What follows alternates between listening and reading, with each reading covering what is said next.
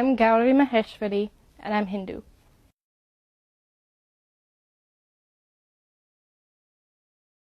I would define religion as the study of the spirit and of how everything came to be.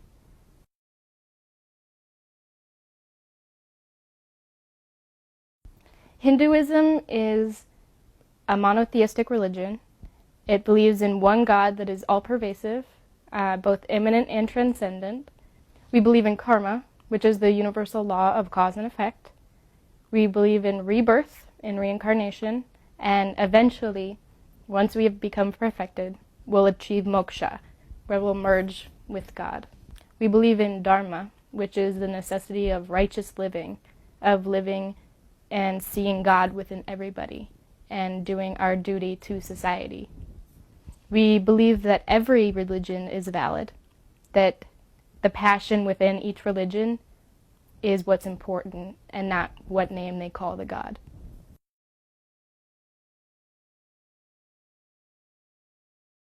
The soul is essentially one with Brahman already.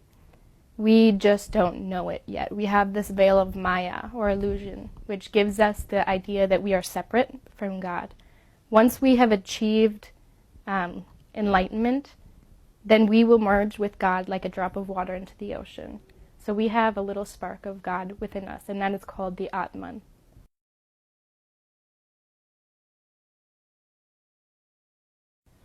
We have a lot of sacred texts. We have the Vedas, which are the most important texts. They came from the rishis, or the seers, in ancient India.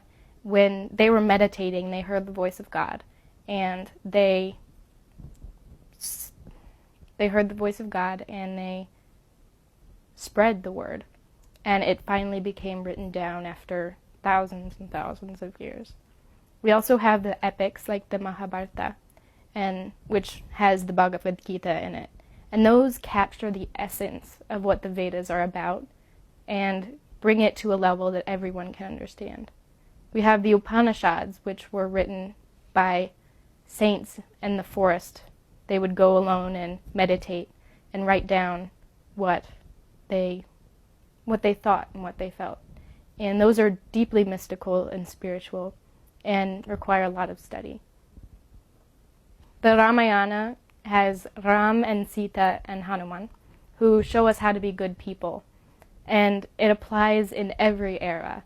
The stories are so universal that whenever we have a problem, we can just look to that text. It's huge, so it will touch on anything that we need to know. And it'll give us guidance on what we should do and how we should behave.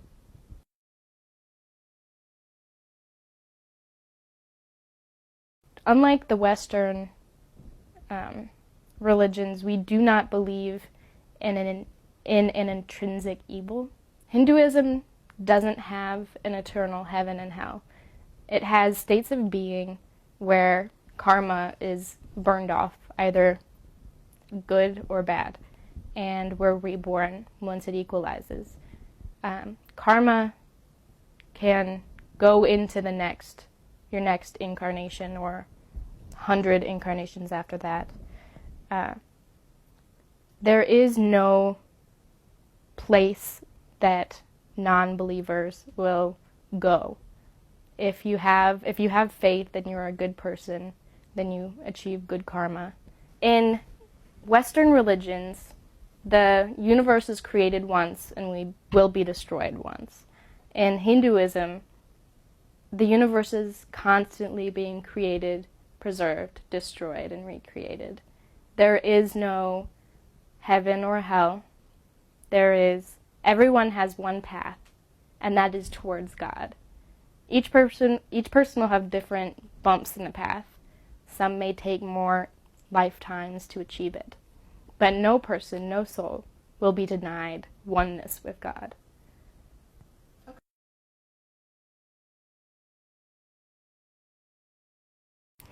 Hindus do not try to convert people into their faith usually.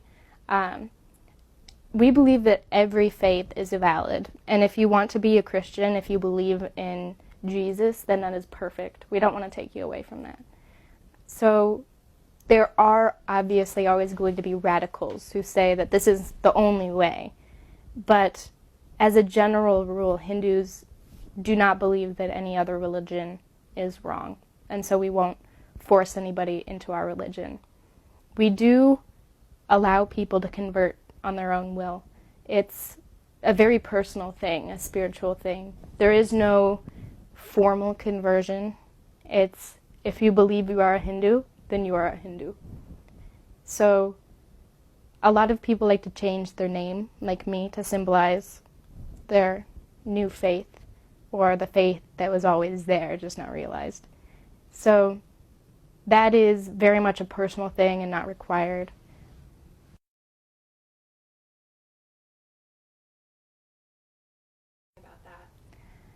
Well, I was raised Catholic, and I never really connected with it. So I was spiritual for a really long time. And I was reading about all of the different religions to see if I fit into any of them. And once I started reading about Hinduism, my mind just opened. I was like, wow, I believe this. This is amazing. I didn't think anybody else really believed what I believed. So I kept reading and reading and reading. And after about a year or two, I decided to go to temple. It was really scary because, I didn't know what to expect. But everyone there was so nice, and I've been going ever since. It's nice to have a place where you have a community that is so similar to you in such important ways, like what you believe in. Just to worship with people, it brings a new level to spirituality. There's one thing to do puja at home, but to do it with such passion, around other people with such passion, there's nothing quite like it.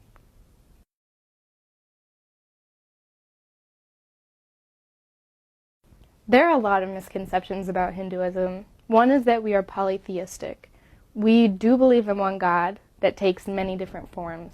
And once you get to learn more and more about Hinduism, it becomes really apparent. We also don't worship idols necessarily. We do understand that that is a stone, and somebody carved it, and it's just a stone. But we need those tools to help us conquer our mind. Our mind wanders incessantly. So during the puja, we have something to concentrate on. We have something to shower our affection on. It's hard to develop this love within you for God when you have no place to really put it. You're just like, I love you. So we do that, and also the bells ringing helps focus us and clear our mind. Loud noises just kind of point the mind towards what it's supposed to be doing, and the incense puts us in a good mood. So it's all of the stuff that we do, all of the rituals we do are tools to help us find God within ourselves.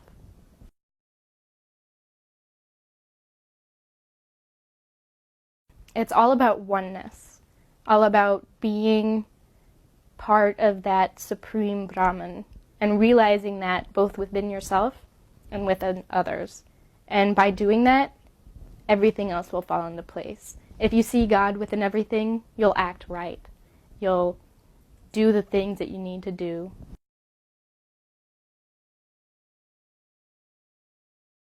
The afterlife. Well, when you die, depending on your karma, what you did during your life, you will get reborn higher as a human, which would be great, or lower as some sort of animal or plant, or even just a human in less fortunate circumstances. And it all just depends on what goals you need to achieve. If you need to realize humility, then you'll be placed in a life where you understand what it's like to be lower, and you realize the equality of everybody. So there's not really a heaven and hell. Your karma burns out mostly in this life. The things that you go through will get you better or worse karma. And it is possible to burn off karma between lives, but heaven and hell aren't really a big part of Hinduism. And once you have evolved and have become enlightened, then you merge with God.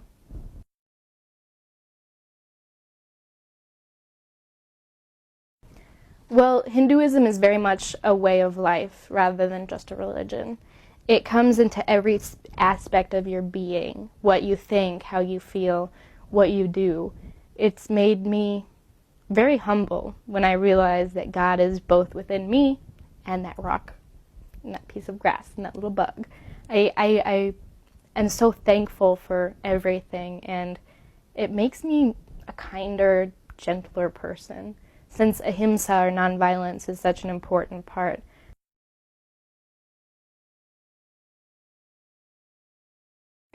So the main deities in Hinduism are Brahma, Vishnu, and Shiva. Brahma is the creator, Vishnu the sustainer, and Shiva the destroyer, dissolutioner. They all have their counterparts, which are the feminine, powerful aspects, namely Saraswati, Lakshmi, and Parvati.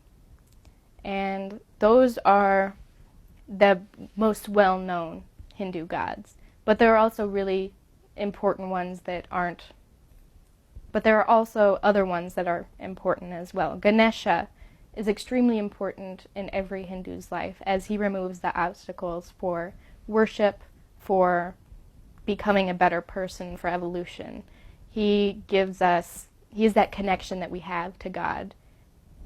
Krishna and Rama and the other incarnations of Vishnu remind us what it is to be a good person. So it's not just anthropomorphic Vishnu out there somewhere. It's a concrete idea and an ideal that we can emulate in our lives. The planets are also really important in a lot of Hindus' lives, as they are believed to have a direct influence on our daily experiences. So worshiping the planets and the massive amounts of energy that they are is important.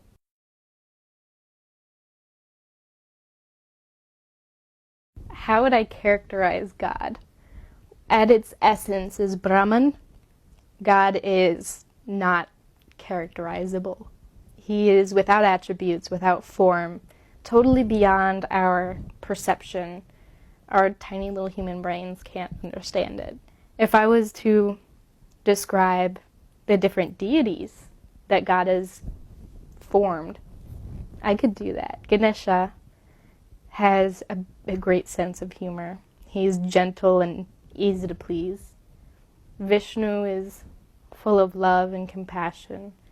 And Shiva is strong in the most soft ways, if it makes sense. He's like water that wears away the stone.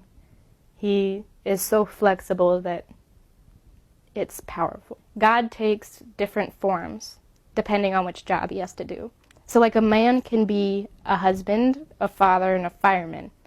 He's the same man, but is called by different things depending on what he does. And so that's what God is like when he's Brahma and Vishnu and Shiva.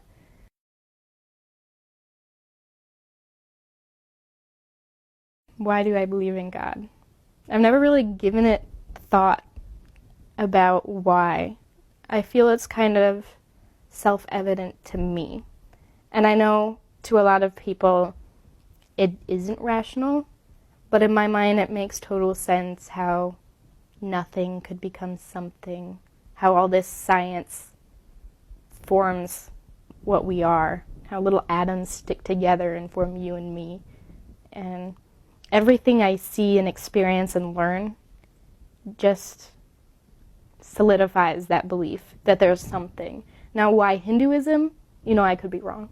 I could definitely be wrong.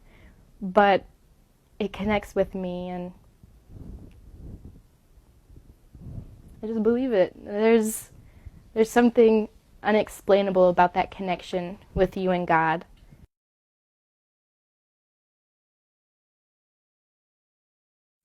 My religion is important to me because it is the essence of life. It is the essence of what I'm doing here and why I'm doing it. It gives me purpose in what I accomplish, whether it's something little like getting a good grade on my test or something big as in like changing the world in some sort of way.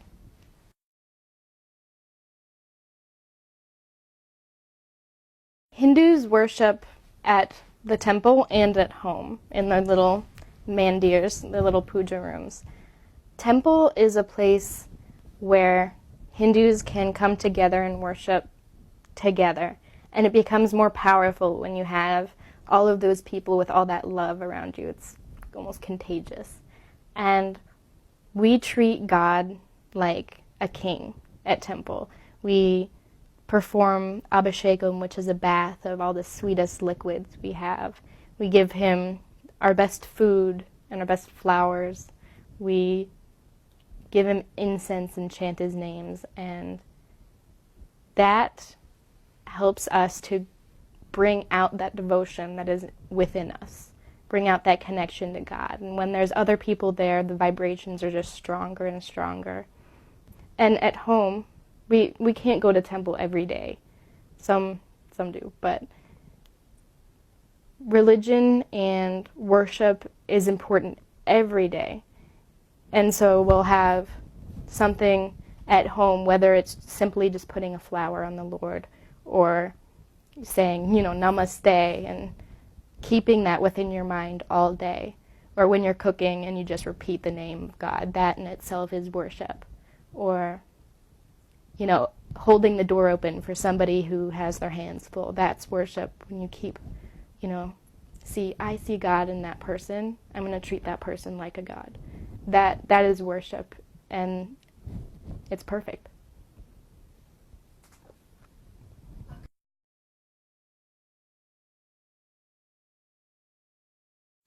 A puja is where we treat God as best we can to show our devotion.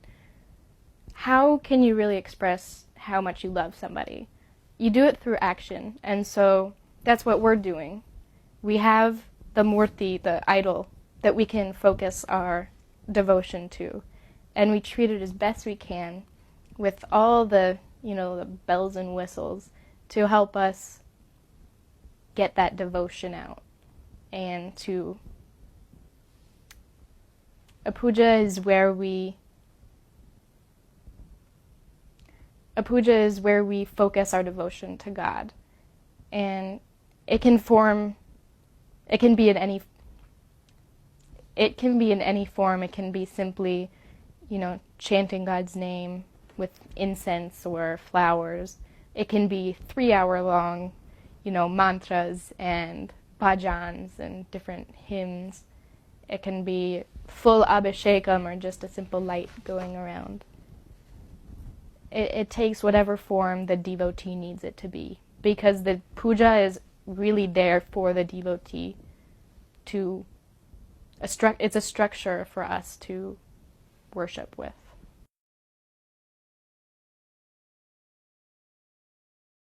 There is no structure of leadership in Hinduism. We don't know who the founder was, if there was a single founder, and there's not really an authority that you go to answer questions or anything. Since there is no dogma of things that you need to believe, no one's really telling you what is right and what is wrong. So you take from the scriptures what you want to take, leave what you don't believe, and that's fine. And if you want to be a priest, you only have your authority to go on. People will have to trust you so you can get a job, but no one can tell you what to believe or what to do, or if you can be a priest or if you can't be a priest.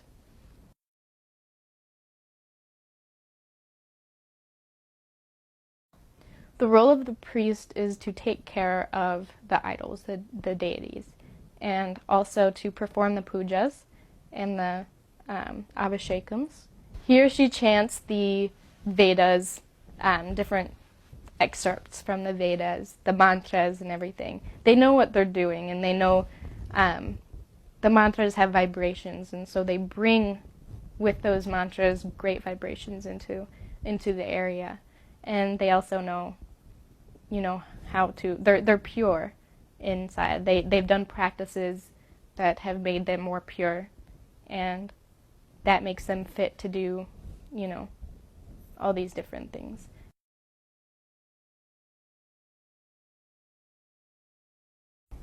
What is the meaning of life?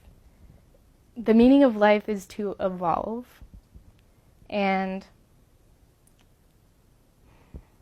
well, God has refracted into so many colors, and he is painting a masterpiece. So, just as a painter makes changes to the piece and grows on it and builds on it until it's perfect, so do we grow and change and build on ourselves until we're perfect as well. And once we become perfect, then we can go to God. And the meaning behind all this is God's divine dance, his divine play. Since we are essentially God, ask yourself, why are you here? Because it's fun.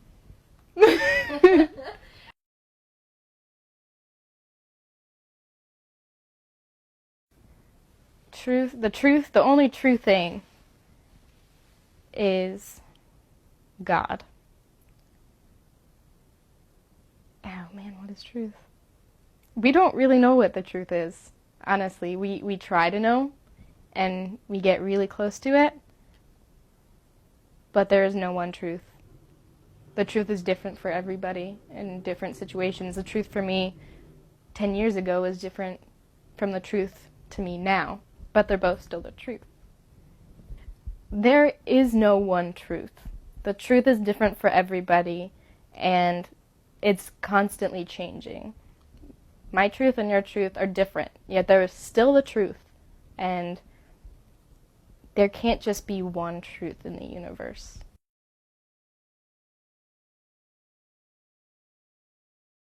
There's one that comforts me. That's great. It's actually not a scripture, it's from a hymn, and it's Chandrasekhara Mashtraye Mama Kim Karishyati Vayamaha, which means, I take shelter in Shiva, so what can death do to me? And any time that I'm scared or lost or anything, I just remember that even death, that touches every single one of us thousands and thousands of times, can't even touch me. So why am I worried about any of this?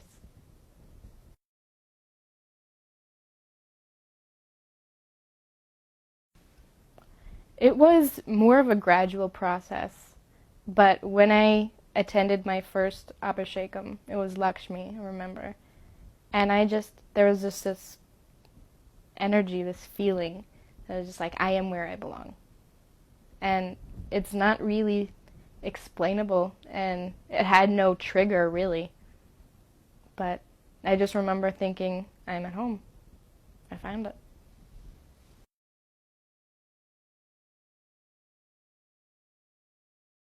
Ooh, this is a tough one. Talk about this Yeah. Men and women in Hinduism. In the religion itself, there is no difference. In the culture of Hinduism, there can be a difference, especially when you go back. It changes over time. The role of women and men in Hinduism in the very beginning, right when the Vedas were being composed, there was no difference. Then, after the Muslim invasion, everyone wanted to protect their women, so they stayed in the house, and the men went out and fought.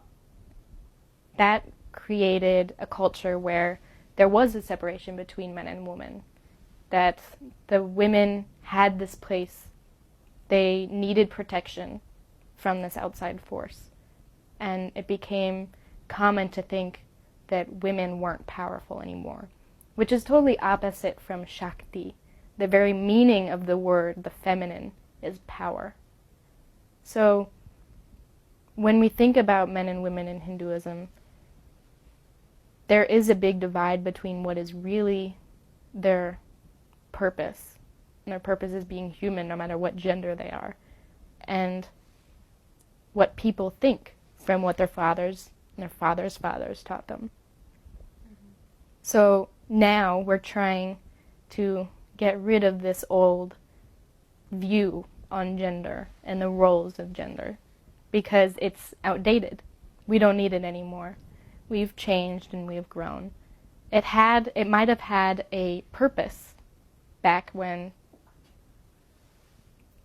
Good job, by the way.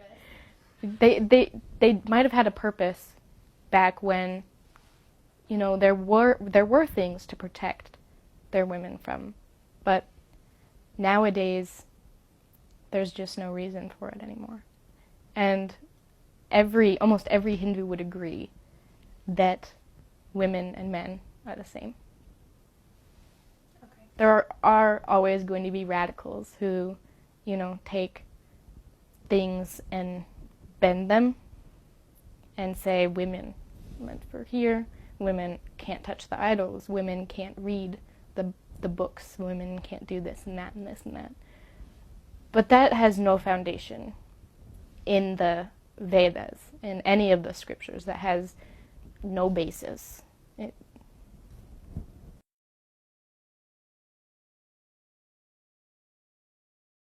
The bindi is where there's the chakra, which is the eye of spiritual insight. And there are a lot of theories about how how the bindi came about. Some say that we wanted to keep the bindi cool, or that area cool, because it would create clearer flows of the energy. Also, when you see the bindi on somebody, you remember they have God within them. I have to treat them like they have God in them.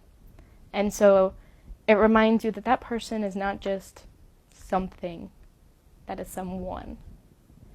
And it creates that respect. It also is just a symbol of we believe in the same thing. Okay.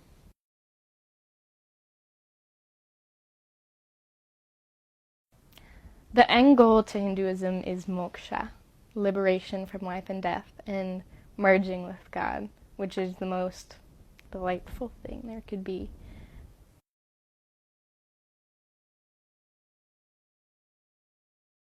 Well, that varies. I've had great experiences with every religion, also negative experiences with every religion.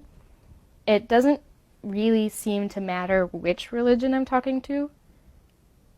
It's if they're extremists or not. There are a lot of Christians that I know that don't really see a difference between us. That we're two people that have a religion, that believe in God, that spread peace and love. And so that's great. And there are other people who say, you're wrong, you're a pagan, you're all these bad things. Satan has captured you into his claws. If Satan has claws. Satan has claws. Good metaphor, though. Thanks. And so it really depends. I don't see any relationship between which religion I'm talking to, and I've had great experiences with a lot of people and bad experiences with some people. Okay.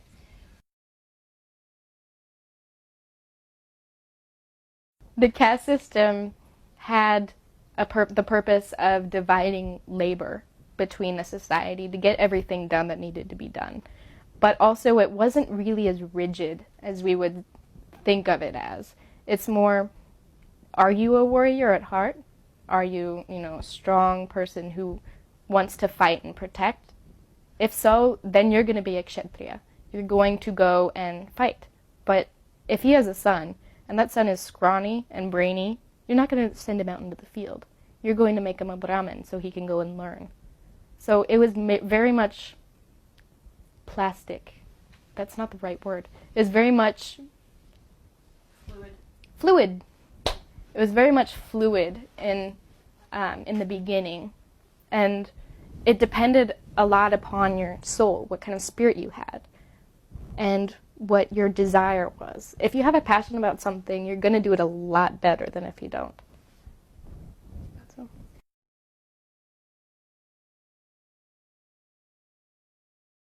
Yes, because we all have truths in our religions, and we also all have man-made things in our religions. So, we interact with people of all religions every day. We need to know how to respect them, how to relate to them. And it's also just common courtesy, really. And religions in Hinduism, it doesn't matter what religion you are. So why not learn about them?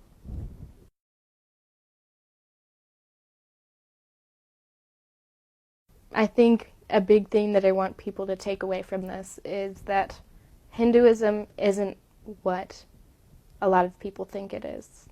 It's very much similar to the other religions, and it's very deeply spiritual.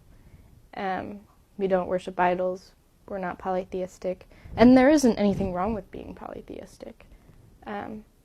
Just to remember that it's a religion of respect, and don't judge it.